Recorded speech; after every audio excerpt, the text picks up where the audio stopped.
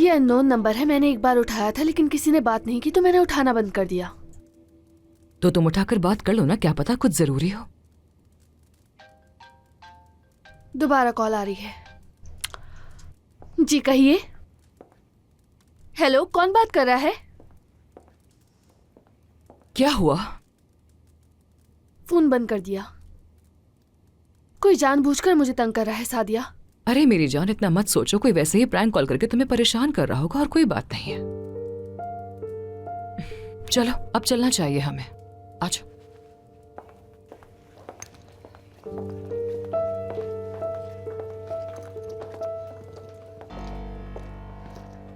हम तो बहुत बुरी तरीके से फंस गए। फातिमा, तुम्हें उसके सामने मेरा नाम लेने की क्या जरूरत थी? तो बताओ और क्या करती मैं?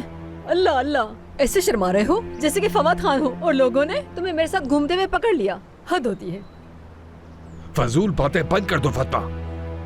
अगर उसने करीम के सामने जाकर नाम ले दिया, हाँ, तुम तो जरा भी नहीं सोचती।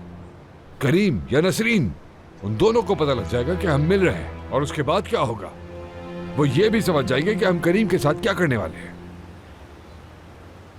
आतिफ, कसम से मैंने इस बारे में सोचा ही नहीं था। ये क्या हो गया? चलो चलो यहाँ से, बैठो गाड़ी। अब हम क्या करेंगे?